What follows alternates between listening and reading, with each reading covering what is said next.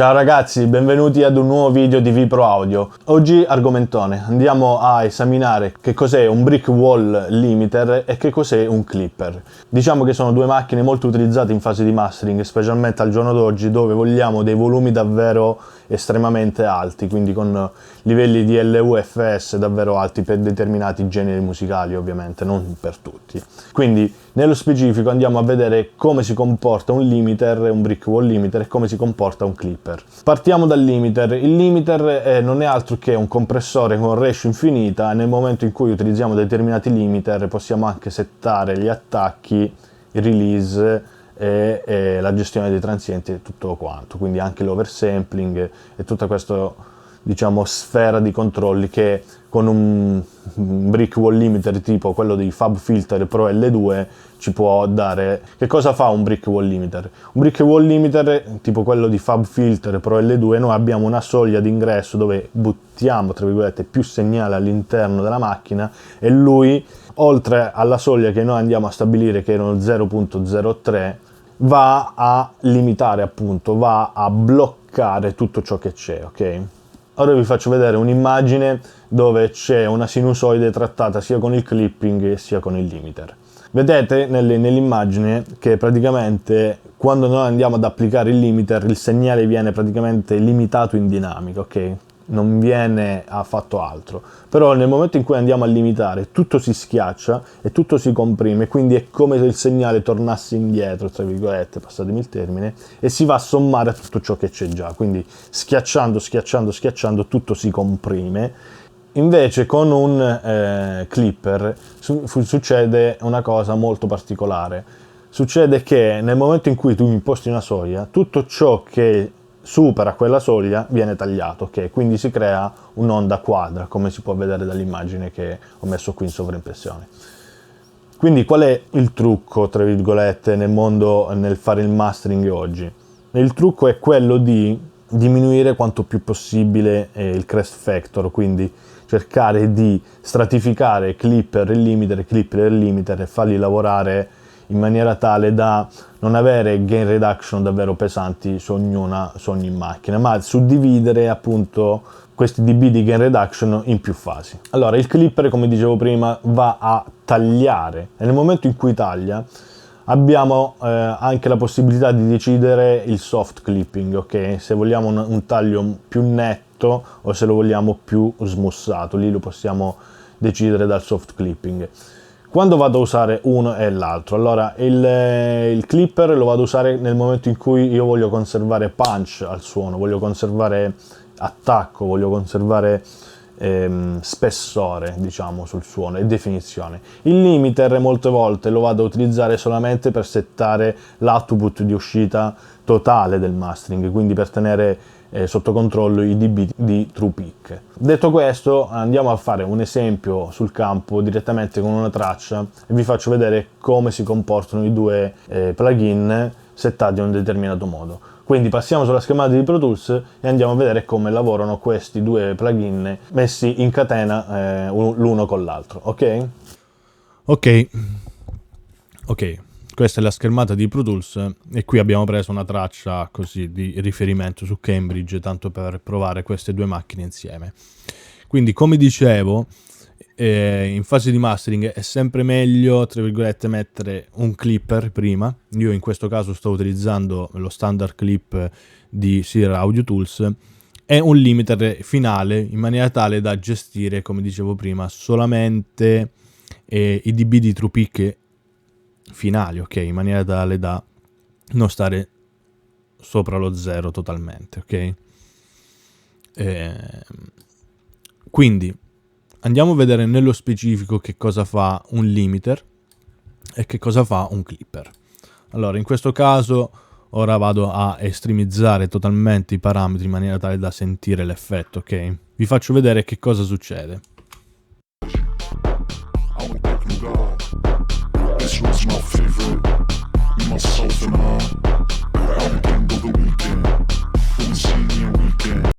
Ok, come possiamo vedere, tutto ciò che arriva sotto la soglia lui, tra virgolette, lo butta indietro, passatemi il termine, no? Non sta andando realmente a tagliare, ma lo sta buttando di nuovo indietro, ok? Infatti adesso è davvero molto alto la gain reduction, stiamo parlando di quasi 10 dB.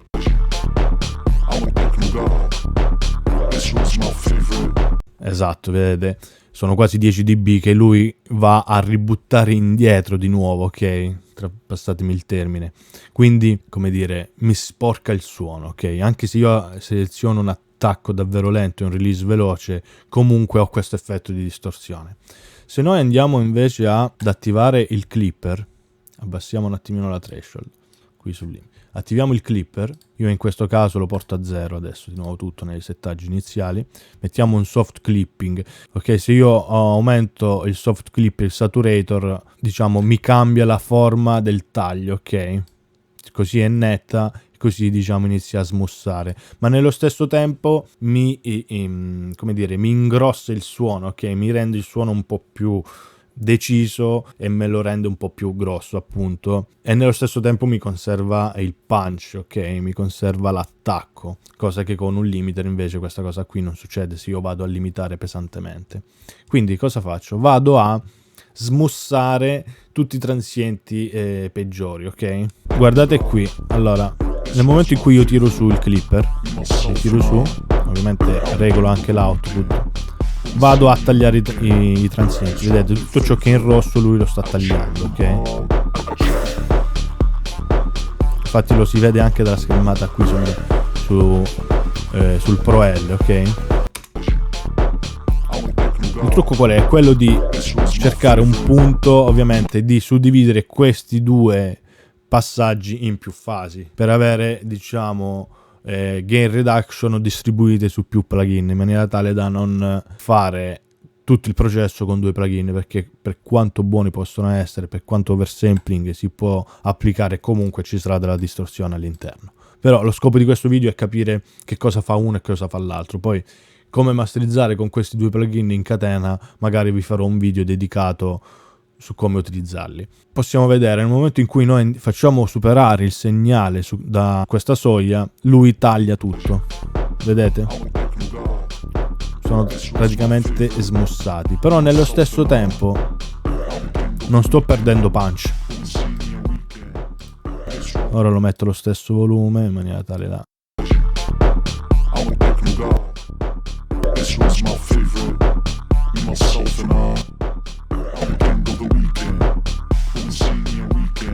Quanto abbiamo dato? Meno 9. Andiamo meno 9.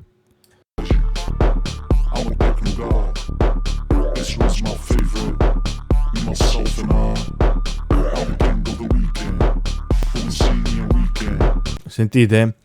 Comunque mi rimane l'attacco, ok? Cosa che non succede se io vado a fare questa cosa qui con un limiter. Magari con questi qua di FabFilter riesce a conservare di più gli attacchi. Se posizionate tipo l'attacco super lento e uno stile all round, riesce comunque a conservare, anche se andiamo a togliere tanti dB. Però magari con alcuni limiter questa cosa qua non ce l'ha, quindi gli attack release non possiamo settarli, non possiamo settare anche lo stile, e nel momento in cui andiamo a schiacciare 6-7 dB sentiamo che il suono si sgretola, no? Perde di punch, perché tutti gli attacchi li andiamo a praticamente smorzare. Quindi, come dicevo prima, il clipper taglia, ok? Il limiter invece va a appunto limitare tutto, ma nello stesso tempo, come potete vedere, me li tira indietro, ok? Non va a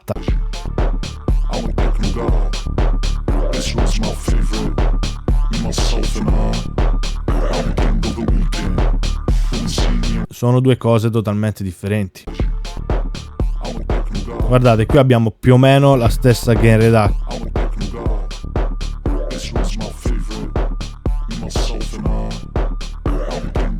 Ok, specialmente sulla cassa e sul rullante abbiamo quasi la stessa gain reduction, ma sentite come lavora il clipper.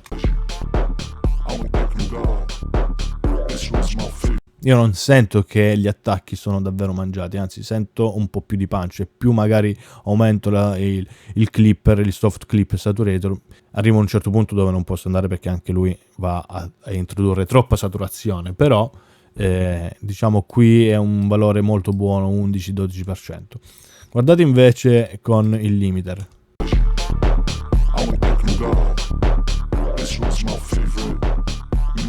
Sentite, gli attacchi vengono davvero smorzati.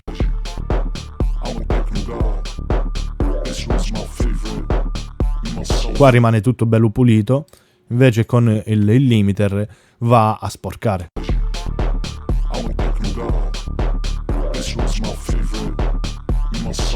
Sentite? È davvero due processi totalmente differenti. Quindi la cosa figa nel momento in cui masterizzate e volete appunto arrivare a dei volumi abbastanza alti è quello di utilizzarli insieme, in catena, ok? Prima il clipper e dopo il limiter. Ora facciamo una piccola prova, magari abbassiamo la threshold, portiamo lo 0 dB true peak a 0,50 e facciamo una prova.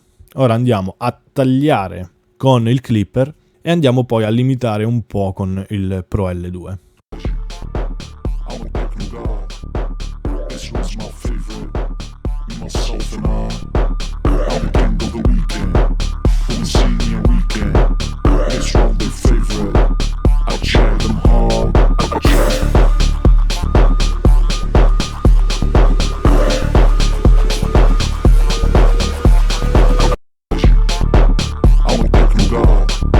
Ok, in questo modo, come possiamo vedere dalla forma d'onda, il limiter lavora anche meglio. Lo faccio lavorare di meno, ma nello stesso tempo lo faccio lavorare anche meglio perché tutti i transienti sono stati già, tra virgolette, smussati dal clipper. Posso spingere ancora di più il mio limiter, ovviamente tenendo sempre un occhio di riguardo alla dB di gain reduction. Come dicevo prima, sarebbe bello stratificare in maniera tale da suddividere questa gain reduction, però questo diciamo è una prova che vi ho fatto vedere, suona molto bene.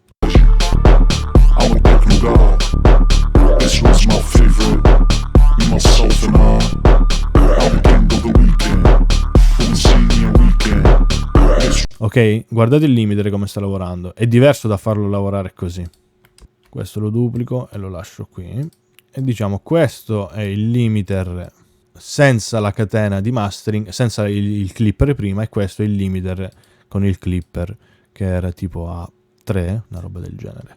Quindi ascoltiamo questi due.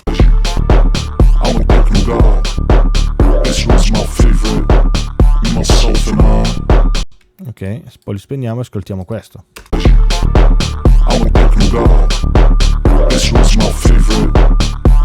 Ok, come volume percepito è lo stesso, però questo dove c'è solo il limiter è davvero molto distorto e sporco. Invece questo dove abbiamo praticamente i due plugin in catena è molto più pulito.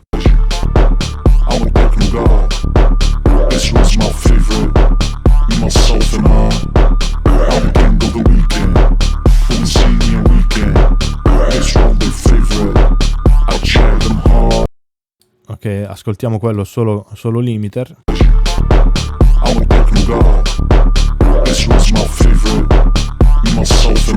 Sentite, si va a sporcare, non è di sicuro pulito come questo. E mi conserva anche il punch, no? Questo è un video, diciamo, molto breve su come lavorano le due macchine, che cosa fa uno e che cosa fa l'altro. Poi, come dicevo prima, come ho detto all'inizio del video, vi farò vedere come stratificare queste due macchine in fase di mastering in maniera tale da arrivare a livelli davvero, davvero assurdi. Ovviamente per arrivare a livelli assurdi in fase di mastering premetto che ci debba essere un mix fatto ad hoc, perché se no non ci arriviamo comunque, anche se stratifichiamo le macchine in questo modo. Però il concetto è molto semplice. Limiter va a schiacciare praticamente il tutto, quindi tra virgolette, fa tornare indietro, passatemi il termine, tutto il segnale, non c'è un taglio, perché lui praticamente, essendo che me lo sta comprimendo, me lo sta schiacciando, tutto si avvicina e tutto inizia ad essere troppo vicino e a saturare, a distorcere in maniera bruttissima. Invece con il clipper, cosa fa? Il clipper va a tagliare, ok? Quindi non mi sta facendo tornare indietro questa roba qui, ma la sta tagliando E ovviamente alcune macchine, alcuni plugin vanno a emulare, tra virgolette, dei convertitori di alta qualità, che nel momento in cui noi andiamo a spingerli, loro ci danno indietro, è vero, un suono tagliato, ma come ho sempre detto ci ritorna un bel punch e una bella sensazione di compattezza sotto, che mi ingrossa il tutto. Quindi queste sono le differenze tra un clipper e un limiter. In sostanza, ok, poi entrare nello specifico magari lo facciamo in un altro video dedicato, però in sostanza le due macchine fanno questa roba qua, e questa è una tecnica molto interessante appunto per arrivare a fare dei mastering davvero forti ma non distorti, perché tutti, tra virgolette, ci mettiamo lì a fare mastering, li tiriamo su a chiodo con un limiter, però poi quando li tiriamo fuori o comunque li stiamo ascoltando diciamo però va in distorsione o diciamo snaturato il suono di partenza. La bravura di un bravissimo mastering engineer, oltre a settare, a livellare, bilanciare in frequenza, è quello di farti suonare un brano davvero forte ma non distorto, ok? Che comunque riesca a conservare diciamo l'intelligibilità del brano, specialmente in alcuni generi tipo l'EDM, o in questo caso era un brano techno, a conservare il punch del suono, ok? E niente ragazzi, davvero un video breve ma molto interessante su come lavorano queste due macchine, che sono totalmente differenti, il clipper e il limiter, e dove si vanno a mettere in catena in fase di mastering. Quindi un argomento davvero interessante su come appunto queste due macchine possono lavorare in simbiosi uno con l'altra. Se ti è piaciuto il video lascia un like, iscrivetevi al canale e se volete maggiori approfondimenti scrivetelo nei commenti. Ci vediamo alla prossima. Ciao!